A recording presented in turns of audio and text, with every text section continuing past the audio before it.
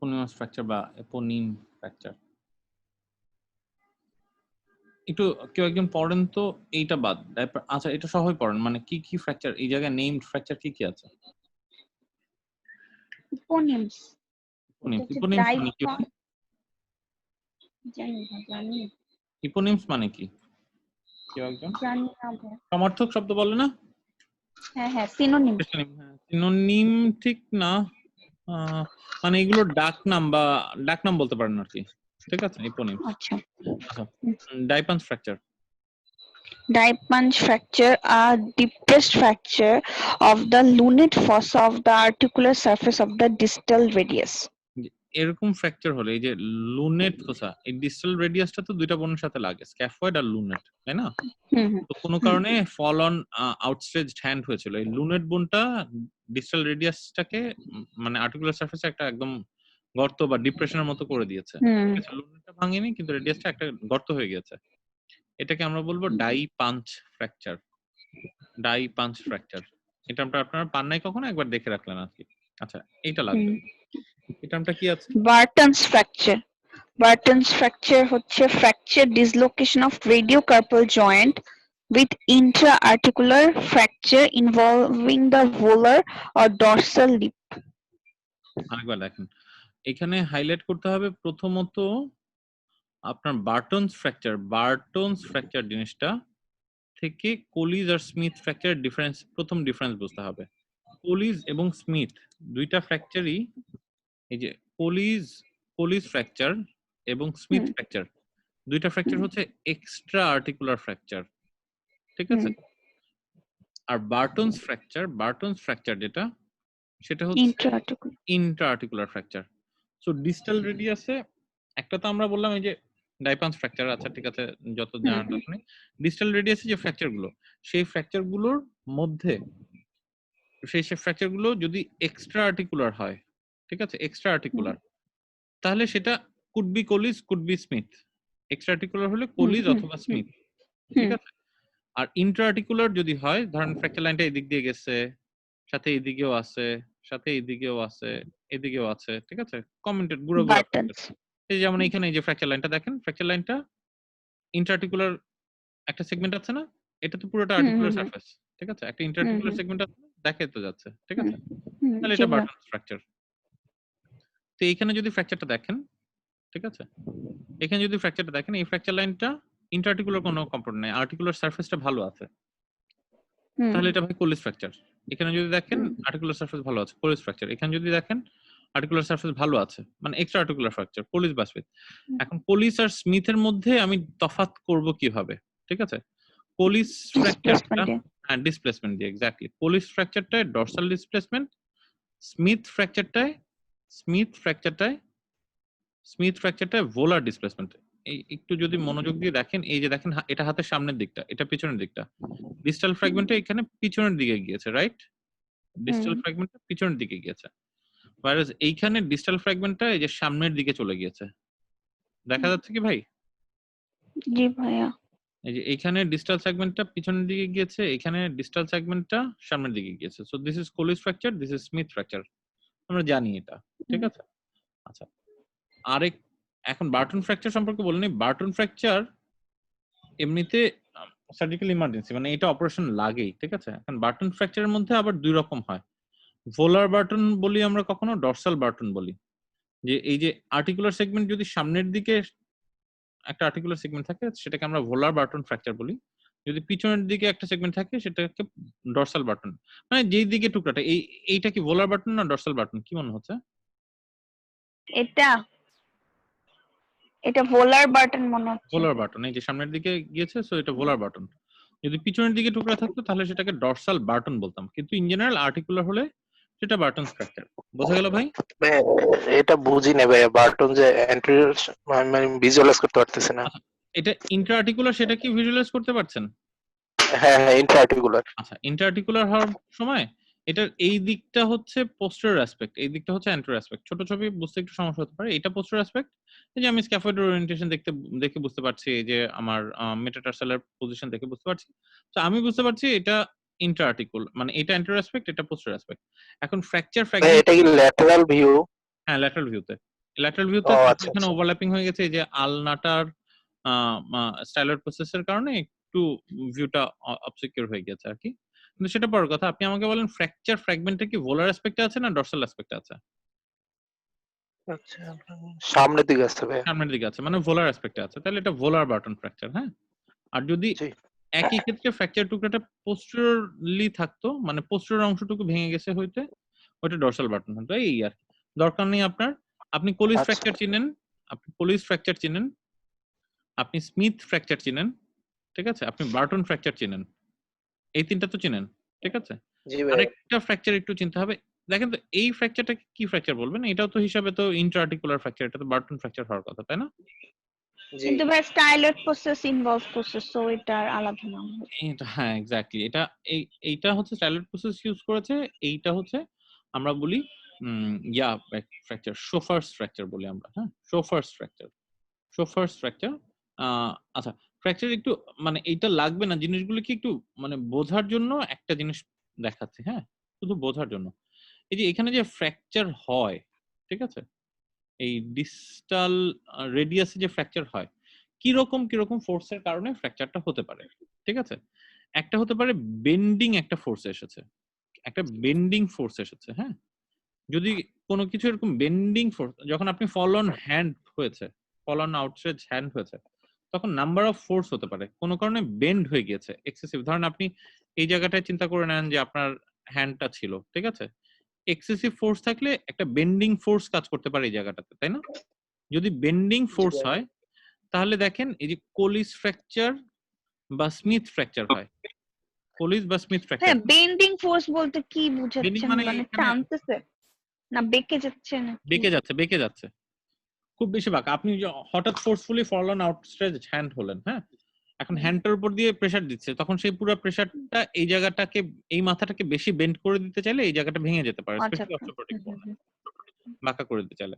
Bending force হলে তখন হয় হচ্ছে বেসিক্যালি এই ফ্র্যাকচারটা, মানে কোলিস বা স্মিথ। এখন আপনি ফল অন আউট, ছবি একটা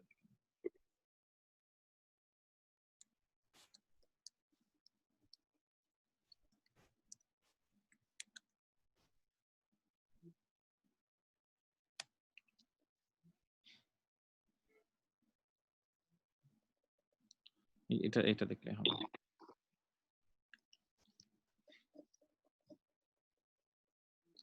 এখন আউটস্ট্রেচ হ্যান্ডেই সাধারণত পড়ে, আমরা সাধারণত যখন পড়ি, এইটা ইজ দ্য ইউজুয়াল সিনারিও।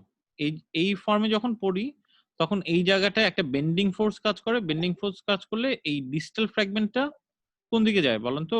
মানে ডরসালি যায় না ভেন্ট্রালি যাওয়ার টেন্ডেন্সি থাকবে, এইভাবে পড়ে ভেঙে গেলে ডরসালি যাওয়ার টেন্ডেন্সি থাকবে। ডরসালি দশতলি ভাইয়া। এক্স্যাক্টলি। তো ডরসালি চলে যায়, তখন সেটাকে আমরা বলি কোলিস ফ্র্যাকচার। কখনো কখনো যদি আপনি এভাবে পড়েন, উইচ ইজ রেয়ার, কিন্তু হতে পারে যে যদি এইভাবে পড়েন, তখন বেন্ডিং ফোর্সটা কিন্তু ডিস্টাল ফ্র্যাগমেন্টটাকে দেখেন সামনের দিকে নিয়ে যাবে, তাই না? ঠিক আছে? হুম। তো এটা আমার পড়ার সময় হাতের পজিশনটার উপর ডিপেন্ড করবে যে ভাঙার টুকরাটা পিছনের দিকে যাবে না সামনের দিকে যাবে, দ্যাট ইজ কোলিস ফ্র্যাকচার হবে না স্মিথ ফ্র্যাকচার হবে, দ্যাটস অল। বুঝতে পারছি কি আমি ভাই ব্যাপারটা? আচ্ছা, ঠিক আছে। জি ভাইয়া। এখন ধরেন কোনো কারণে ক্রাশ ইনজুরি হলো, ক্রাশ না সরি, ডাইরেক্ট মানে ওজন পড়লো, কোনো বেন্ডিং ফোর্স না, সেটা হচ্ছে আমার শিয়ারিং, কি বলবো, হাতুড়ি দিয়ে বাড়ি দিল কে? শিয়ারিং ফোর্স। ইশফাক ভাইয়া ওয়েট করতেছে।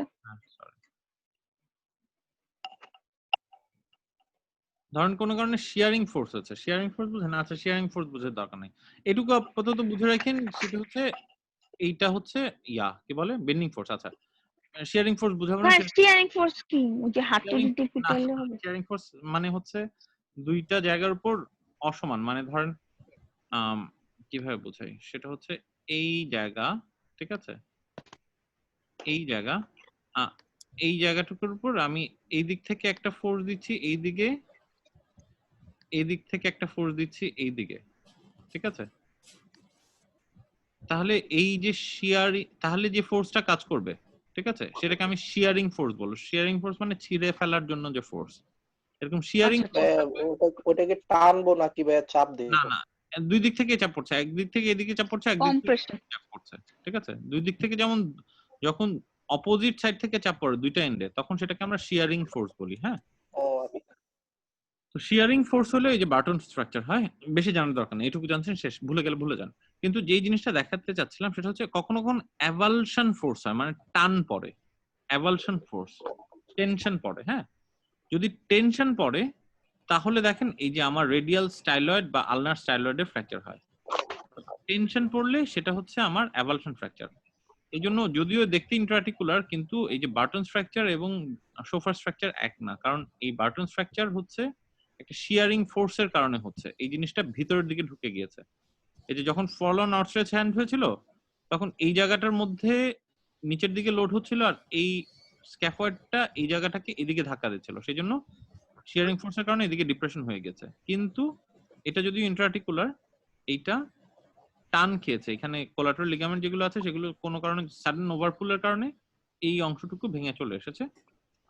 দরকার নাই আপনার বোঝার, আপনি ভাই কোলিস ফ্র্যাকচার বুঝছেন, কোলিস ফ্র্যাকচার বুঝছেন, জি কোলিস ভাই। ফ্র্যাকচার বুঝছেন, স্মিথ ফ্র্যাকচার বুঝছেন, ঠিক আছে, হুম। বার্টন ভাইয়া, ফ্র্যাকচার জি ভাইয়া। বুঝছেন, ঠিক আছে, যে কোনটাকে বার্টন ফ্র্যাকচার বলে, কোনটাকে সোফার ফ্র্যাকচার বলে, এগুলো কিভাবে জিনিসটা হচ্ছে সেটা সম্পর্কে একটা হালকা ধারণা পেয়েছেন যে এইভাবে করে ফ্র্যাকচারটা হয়, সেই জন্য এই কারণে এক একটা ফ্র্যাকচারকে এক একটা ভাইয়া, সোফার ফ্র্যাকচার হলে আপনি যে বললেন টান লাগবে, মানে ইনজুরির প্যাটার্নটা কি হবে? পেশেন্ট এসে ইনজুরি কি প্যাটার্নটা বলবে যে সাডেন যদি আমি কোনো কারণে এক্সেসিভ ফোর্সে আলনার ডেভিয়েশন হয়, আপনি দেখেন কিভাবে দেখায় ছবিটা, ধরেন আমার ফল অন আউটস্ট্রেচ হ্যান্ড হয়েছিল, ঠিক আছে, আউটস্ট্রেচ হ্যান্ড হওয়ার পরে আমি এই ছবিটাতেই দেখাই, আউটস্ট্রেচ হ্যান্ড হওয়ার পরে ধরেন হাতের এখানে কি পড়েছে, হাতের এই যে এই জায়গাটাকে কি বলে, মানে রিস্টের সামনের জায়গাটা যেটা, অ্যানাটমিক্যাল স্নাফ?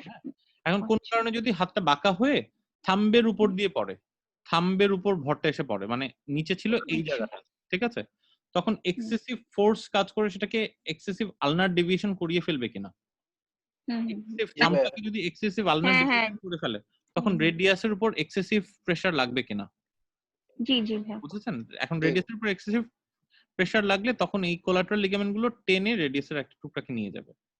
তো ওটাও ফলো না, কিন্তু ওই যে মেকানিজম অফ ফলোর উপর ডিপেন্ড করে। তো ভাই যায়েন না, ঠিক আছে, আমার সমস্যা আছে, এগুলো বলতে খালি ভালো লাগে, ঠিক আছে, এগুলো মাথা থেকে ঝেড়ে হ্যাঁ ফেলে। ভাইয়া, শুনতে ভালো লাগতেছে ভাইয়া। শুনতে ভালোই লাগবে, এগুলো শুনলে বিপদ আছে। দিলীপ স্যার এই কথাটা খুব বলতেন, মানে কি কি পড়তে হবে না সেটা বোঝাটা সবচেয়ে বেশি জরুরি দরকার, বেশি জানার পরীক্ষা না। আপনার জাস্ট ভাই এখানে আপনি জানতে চান, আপনি পরীক্ষা হোক, আপনার রেসপেক্টিভ সাবজেক্টে ঢুকেন, ইচ্ছা মতো যান, ঠিক আছে, কিন্তু এইসব পরীক্ষা বেশি জানার পরীক্ষা না, এসব পরীক্ষা হচ্ছে বাকিদের থেকে একটু নাম্বার বেশি পেয়ে টিকে যাওয়ার পরীক্ষা। বুঝাতে পারছি আমি কথাটা? না, ভাইয়া, জানার তো এই যে অগণিত ভাই। এমআরসিএস এ কি কারণ কোনো ইয়া মানে ভাই তো সারাজীবন সিট অটোমেটিক সিস্টেম আছে জানতে নাকি চান। ভাইয়া? হ্যাঁ, তাই বললাম, এমআরসিএস এ কি কোনো সিটের আছে নাকি ভাইয়া, নাকি 5 নাম্বারে বেশি পাইলে সব যে কোনো 5 যে নাম্বারের বেশি। কয়জনই পাবে সবাইকে পাবে? ওই যে 97 পার্সেন্টাইলের হিসাব তো বোধহয় না?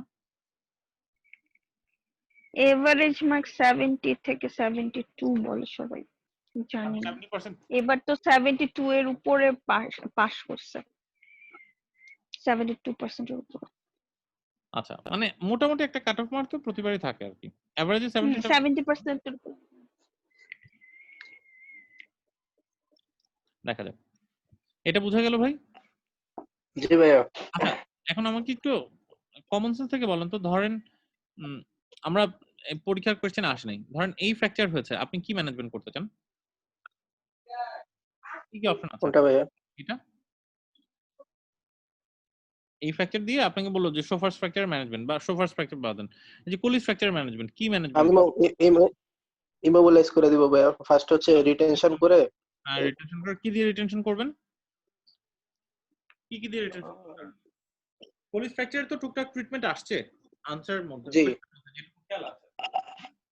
ভাইয়া, ফার্স্ট হচ্ছে আমি রিডাকশন করে দেন হচ্ছে স্টেবিলাইজ করে দেব হচ্ছে আপনার এখানে আপনার কাজ দিতে পারি অথবা অপশন আছে, কোন কোন অপশন এখানে জি প্রযোজ্য হবে কি মনে হয়? ট্র্যাকশন কি কাজ করবে এখানে কোলিস ফ্র্যাকচারের মধ্যে?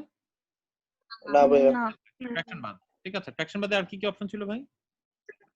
ব্রেসিং দিতে পারি আমরা এখানে, প্লাস্টার, কোলিস প্লাস্টার। কোলিস দিতে পারি। প্লাস্টার ইজ অ্যান অপশন, এবং যেটা খুব কমনলি ইউজ অপশন। আচ্ছা, আর কি অপশন? স্টিং দিয়ে রাখতে পারি। ভেরি গুড, আমরা কেবার দিয়ে দিতে পারি, কেবার দিয়ে দিতে পারি, ঠিক আছে, কেবার দিয়ে আমরা হ্যাঁ, কেবার দিয়ে। হ্যাঁ। আর কি অপশন? আমি এখানে প্লেট এন্ড স্ক্রু দিয়ে দিতে পারি, এটার মতো অপটিমাইজ করে ছোট করে একটা প্লেট স্ক্রু দিয়ে দিতে পারি, ইন্টারনালি ফিক্স করে দিতে পারি, এটা তো একটা অপশন। ঠিক আছে? জি আর কি অপশন? প্রয়োজনে এখানে এক্সটার্নাল ফিক্সেটরও দেওয়া যায়। ছবিগুলো দেখে রাখেন, পরে বইপত্র অপশন পেলে কাজে দিবে।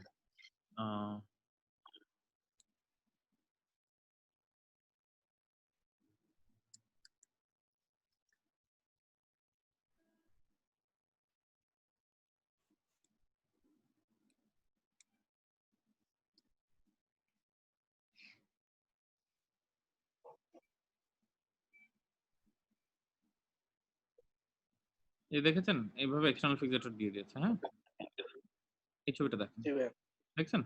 এরকম করে এক্সটার্নাল ফিক্সেটর এখানে ভাঙছিল, এই যে এক্সটার্নাল ফিক্সেটর দিয়ে লেংথটা মেইনটেইন করে ফ্র্যাকচারটাকে মেইনটেইন করছে। তো সম্ভব একটা অপশন তো, তাই না? একটা এক্সটার্নাল ফিক্সেটর। এক্সটার্নাল ফিক্সেটর থেকেও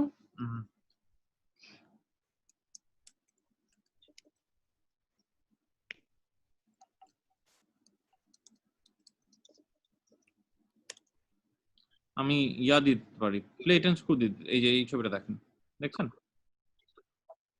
এই যে আমি প্লেট এন্ড স্ক্রু দিয়ে দিতে পারি। সো দিজ আর মডেলিটিস অফ সবচেয়ে কমনলি ইউজ মডেলিটিস। বয়স্ক পেশেন্ট আমরা প্লাস্টারটা ইউজ করি, কিন্তু প্লাস্টার বাদেও আরো অপশন আছে। আমরা পিন দিতে পারি, প্লেট এন্ড স্ক্রু ইউজ করতে পারি, এক্সটার্নাল ফিক্সেটর ইউজ করতে পারি। ঠিক আছে? তো ওই হ্যাঁ, প্লেট এন্ড স্ক্রুই এক্সটার্নাল ফিক্সেটর না? না প্লেট এন্ড স্ক্রু তো ইন্টারনালি। প্লেট এন্ড স্ক্রু দেওয়ার জন্য আমাকে এটা কেটে ভিতরে গিয়ে বোনসের উপর ফ্র্যাকচার রিডাকশন করে ও তারপর সরি ব্রেস ছিল, সরি। ব্রেস। হ্যাঁ, brace is also an option. আমরা ইনিশিয়ালি যেটা আমরা করি সেটা হচ্ছে যে প্রথমে পেশেন্ট যখন আসে তখন আমরা প্লাস্টার দিয়ে দেই, বেশিরভাগ ক্ষেত্রে প্লাস্টার দিয়ে দেই। প্লাস্টার দেওয়ার পরে 21 দিন প্লাস্টার রাখি, 21 থেকে 28 দিন। 28 দিন পর আমরা প্লাস্টার খুলে দিই, খুলে হাতের মধ্যে একটা ব্রেস দিয়ে প্রোটেক্টেড ওয়েট বেয়ারিং দিয়ে দিই। সো কেন এগুলি বলছি যে খুব গুরুত্বপূর্ণ হচ্ছে আমার ওই যে 5টা অপশন, এই 5টা অপশন যদি মাথায় থাকে, ঠিক আছে, আর যদি অল্প কিছু ছবি দেখা থাকে, আপনি যে কোনো ফ্র্যাকচারের ট্রিটমেন্ট অপশন সম্পর্কে একটা কমেন্ট মানে একটা বেসিক ধারণা করতে পারবেন, সেই ফ্র্যাকচারটা পড়া থাকুক আর না থাকুক। আমার ঘুরে ফিরে অপশন চলে আসবে হচ্ছে, সরি, অপশন চলে আসবে এই 5টা। হ্যাঁ, ওই এই 5টা ভাই,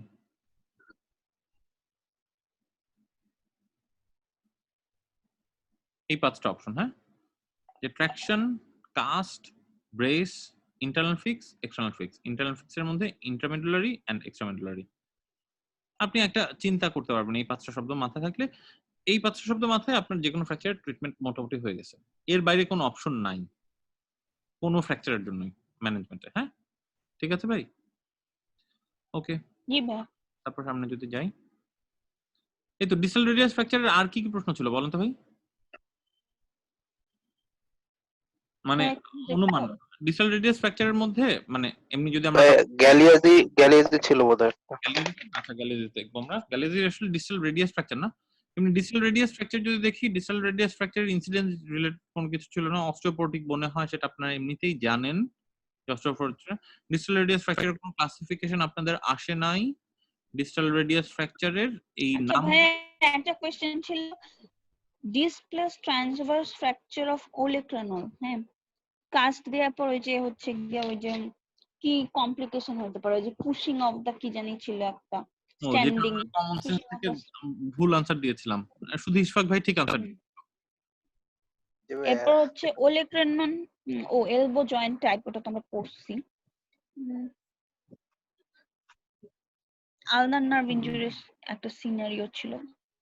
দেন আউটস্ট্রেচ লেফট রিস্টের মানে ডিস্টাল রেডিয়াসটা কোলিস ফ্র্যাকচারের সিনারিও ছিল। আর দেখি তো ডিস্টাল রেডিয়াস ফ্র্যাকচার সম্পর্কে যদি পড়তে হয় আপনাদেরকে, বেসিক্যালি এই পৃষ্ঠাটা একটু এই চার্টটার বাইরে তেমন কিছু কোশ্চেনের মধ্যে আসে না। ডিস্টাল রেডিয়াস এক্সেপ্ট গ্যালিয়াজি ফ্র্যাকচার সম্পর্কে পড়ছি। এই চার্টের বাইরে আপনাদের তেমন কিছু লাগছে না, তাই তো? আচ্ছা ভাই, জি ভাই। ঠিক আছে, এই চার্টের বাইরে আপনার তেমন কিছু লাগছে না। আর এই ছবিগুলো দেখে ফেললে তো আর চার্ট বোঝাই হয়ে যায়। ঠিক আছে, হ্যাঁ ভাই, ম্যানেজমেন্ট অফ কোলিস ফ্র্যাকচার ছিল। ম্যানেজমেন্ট অফ কোলিস ফ্র্যাকচার ছিল। ম্যানেজমেন্ট অফ কোলিস ফ্র্যাকচার তো আপনি এখন জানেন। ম্যানেজমেন্ট অফ কোলিস ফ্র্যাকচার আপনি এখান থেকে পড়বেন না, আপনি এখন জানেন। ম্যানেজমেন্ট অফ কোলিস ফ্র্যাকচার আমরা এখান থেকে পড়েছি, যে কাস্ট, ফাংশনাল ব্রেস, ইন্টারনাল ফিক্সেশনের মধ্যে প্লেট অথবা কেওয়ার, এক্সটার্নাল ফিক্সেশন সবগুলি করা যায়।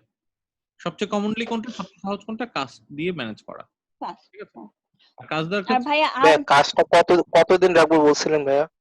প্রথমে 21 21 দিন রাখি আমরা, 21 থেকে 28 দিন রাখি। 21 থেকে 28 দিনের পর কাজ খুলে ইয়া দিয়ে দিই আমরা, কি বলে, ব্রেস দিয়ে দিই। আচ্ছা ভাই। আর ভাই ওই যে ই ছিল ulnar with radial head dislocation, এটা কোন টাইপের ফ্র্যাকচার? এটা কোন টাইপের ফ্র্যাকচার বলেন? মন্টেজিয়া। এক্স্যাক্টলি। এখন মন্টাজিয়া ফ্র্যাকচার যেই জিনিসটা, তার ঠিক অপোজিট হচ্ছে Galeazzi fracture. Galeazzi fracture, Galeazzi fracture কি? মন্টাজিয়া ফ্র্যাকচারটা কি ছিল আরেকবার বলেন তো আপা? Superior radio ulnar joint dislocation হবে আর আলনাতে ফ্র্যাকচার হবে, আলনা। Proximal ulna. আর ডিস্টাল রেডিয়াসে fracture with distal radio ulnar joint dislocation, এটা হচ্ছে গ্যালিয়াজি ফ্র্যাকচার ভাই। That's all. উপরের দিকে মোটা বোনস কথা দেখেন, রেডিয়াস আলনা যদি আমি কম্পেয়ার করি, ঠিক আছে,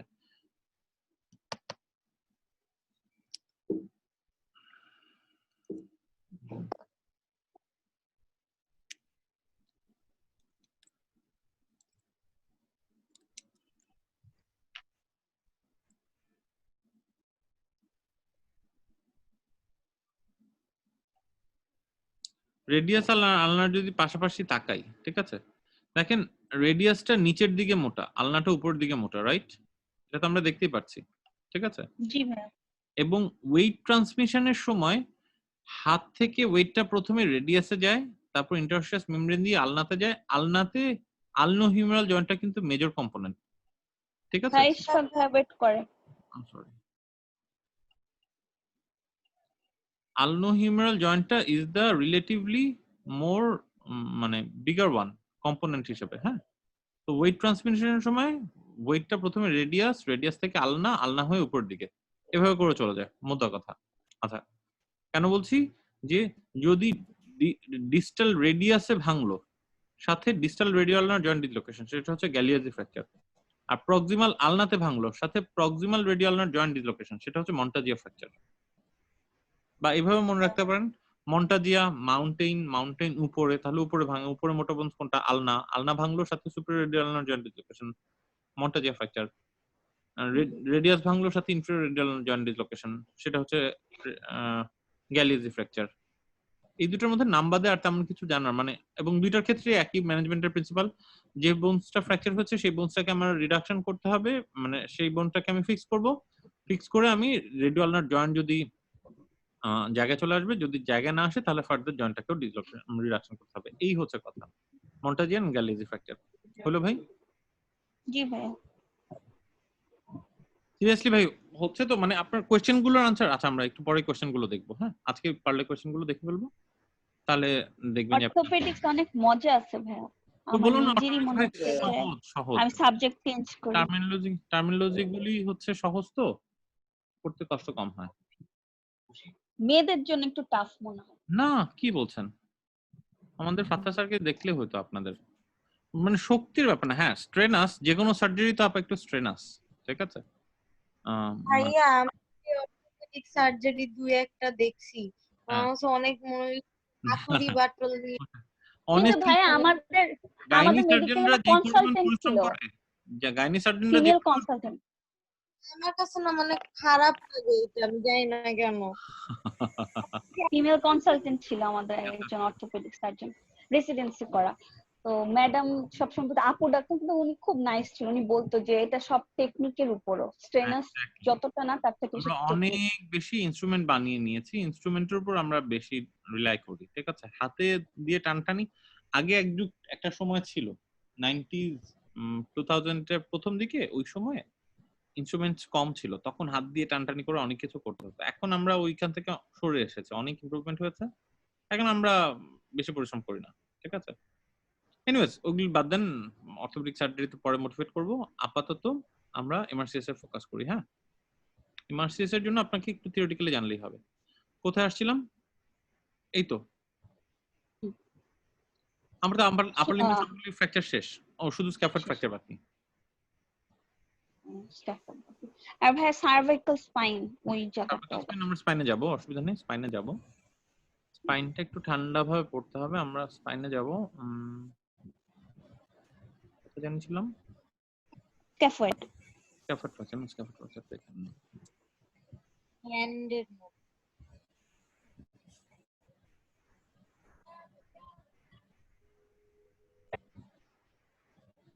একটা বেলি না 26 আছে, আমি 26টা পড়েছিলাম, এখন 2700 আছে। দাঁড়ান একটা মিনিট,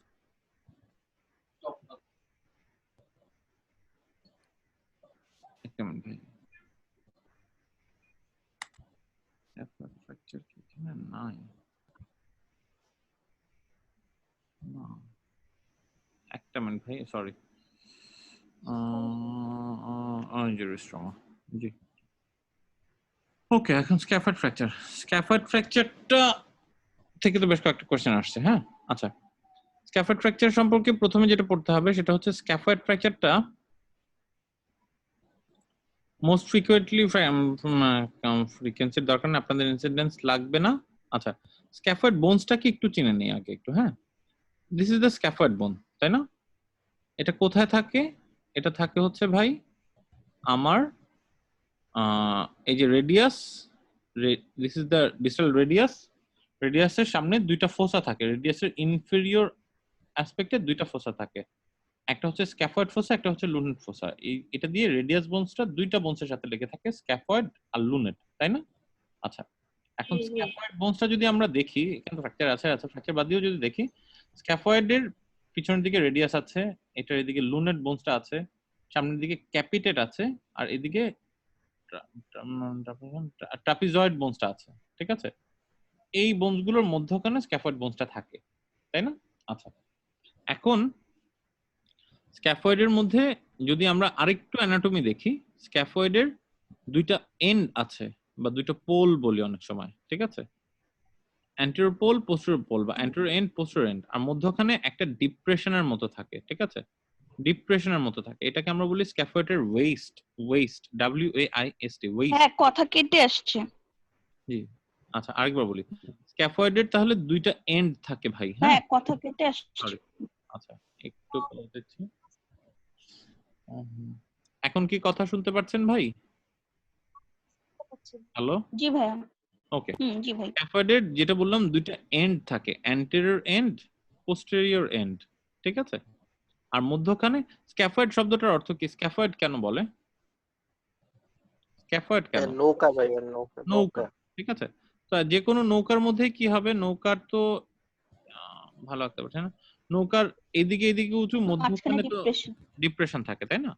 স্ক্যাফয়েডের ক্ষেত্রে ওইটা আছে, ঠিক আছে? স্ক্যাফয়েডের এদিকে উঁচু, মধ্যখানে ডিপ্রেশন। ডিপ্রেশনটাকে আমরা বলি স্ক্যাফয়েডের ওয়েস্ট, WAIST, ওয়েস্ট বা কোমর, ঠিক আছে? তো এখন স্ক্যাফয়েডে ফ্র্যাকচার হলে, স্ক্যাফয়েডে অ্যান্টেরিয়র এন্ডে ফ্র্যাকচার হতে পারে, পোস্টেরিয়র এন্ডে ফ্র্যাকচার হতে পারে, অথবা ওয়েস্টে ফ্র্যাকচার হতে পারে। যেটা আমরা অ্যানাটমি পড়ার সময় বলেছিলাম যে স্ক্যাফয়েডে অনেকগুলো দিক থেকে ব্লাড সাপ্লাই আসে, কিন্তু majority of the blood supply actually posterior থেকে অ্যান্টেরিয়র এন্ডের দিকে আসে, ঠিক আছে? সো স্ক্যাফয়েডে, এবং স্ক্যাফয়েডের ফ্র্যাকচার সবচেয়ে কমনলি হয় হচ্ছে এই কোমর বা ওয়েস্টটাতে, ঠিক আছে? এবং স্ক্যাফয়েডে যত প্রক্সিমাল এন্ডে ফ্র্যাকচার, যত ধরেন এই জায়গায় ফ্র্যাকচার হলো, ঠিক আছে, এই জায়গায় ফ্র্যাকচার হলো, তাহলে এই ফ্র্যাকচারটা হিল হয়ে যায়। কিন্তু যত এই প্রক্সিমাল এন্ডের দিকে ফ্র্যাকচার হয়, ফ্র্যাকচারটা হিল হওয়ার টেন্ডেন্সি তত কম থাকে। দ্যাট ইজ নন ইউনিয়নের রেটটা স্ক্যাফয়েডে অনেক বেশি। এমনিতে অন্যান্য ক্ষেত্রে যদি চিন্তা করেন, এই যে ফ্র্যাকচার, ঠিক আছে, ধরেন এই যে স্ক্যাফয়েড, এই যে ফ্র্যাকচার দেখতে খুবই বিনাইন লুকিং একটা ফ্র্যাকচার না, ঠিক আছে? মানে কোনো ডিসপ্লেসমেন্ট নাই, খুব বেশি নাই, বা ইভেন এই ফ্র্যাকচারটাও কোনো ডিসপ্লেসমেন্ট নাই, শিফটিং নাই, টিল্টিং নাই, টুইস্টিং নাই, ঠিক আছে? দেখতে খুবই বিনাইন লুকিং একটা ফ্র্যাকচার কিনা, আমার ডিসপ্লেসমেন্টটা একদম অল্প, ঠিক আছে? কিন্তু যেহেতু আমরা কি বলেছি, বোন হিলিং এর প্রথম প্রিন্সিপাল কি ছিল ভাই? প্রথম কি সবচেয়ে বড় প্রিরিকুইজিশন কি ছিল? যে ব্লাড সাপ্লাই লাগবে। ব্লাড সাপ্লাই ছাড়া কিন্তু আমার হিলিং হচ্ছিল না। Haematoma formation, osteoclast activation, osteoblast সবকিছুর জন্য আমার রক্ত লাগবে। রক্ত যদি না থাকে বোন হিলিং হওয়ার কোনো সুযোগ নেই, ঠিক আছে? এখন রক্ত এই জায়গায় এই জন্য নন ইউনিয়নটা খুব বেশি হয়। তো এখন নন ইউনিয়ন বেশি হয় দেখে আমার সেকেন্ডারি হিলিং এর যে প্রসেস গুলো, সেগুলো এখানে বেশি ভালো হয় না। সেজন্য স্ক্যাফয়েডে এই ধরনের ফ্র্যাকচারের ক্ষেত্রেও আমরা এটা স্টেবিলাইজ করে দিই, একটা কেবার দিয়ে ফিক্স করে দিই, যেন জিনিসটার এই গ্যাপটুকু আরো কমে আসে। 2 মিলিমিটার পর্যন্ত গ্যাপ এর বেশি থাকলেই আমরা এখানে একটা পিন দিয়ে দিই, গ্যাপটাকে আরো কমিয়ে দিই। কেন? কারণ আমরা primary healing by primary intention যেন হয়, কারণ সেকেন্ডারি হিলিং এখানে হিলিং বাই সেকেন্ডারি ইন্টেনশন এখানে কম হয়। বোঝা গেল কি ভাই? কি ভাই? বেশি না বুঝলেও চলবে, কিন্তু মোদ্দা কথা মানে এখন যদি কোনো রিস্ক দেখেন, ঠিক আছে, রিস্টের এক্সরে দেখেন, অ্যাটলিস্ট স্ক্যাফয়েড ফ্র্যাকচার থাকলে সেটা আপনারা বুঝতে পারবেন। আমি এটা আগে বুঝতাম না, ইভেন অর্থোপেডিক্স শুরু করার আগে আমি স্ক্যাফয়েড ফ্র্যাকচার বুঝতাম না। এই জায়গায় অ্যানাটমি আমার কাছে খুব হাবিজাবি লাগতো। কি কই কোথায় কোথায় কোথায় রিস্ট এক্সরে,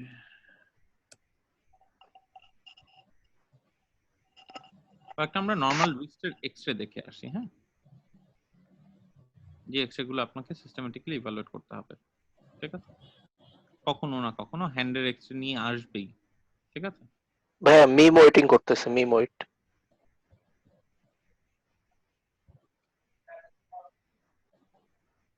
এই যে হ্যান্ডের এক্সরে দেখা যাচ্ছে, জি ভাইয়া। এক্সরে কখনো কখনো দেখছেন বা দেখবেন, দেখছেন তো বোধহয় এই ধরনের হাতের এক্সরে, যে এই যে স্ক্যাফয়েডটা, তাই না? এই যে স্ক্যাফয়েড, এটা লুনেট ট্রাইকোয়াড্রাল, এই ছোটটা পিসিফর্ম, এখানে ট্রাপিজিয়াম আর নিচে ট্রাপিজয়েড, এই মধ্যখানে বড়টা ক্যাপিটেট আর এটা হ্যামেট। এই যে আমার কার্পাল বোনস গুলো, ঠিক আছে? এবার হচ্ছে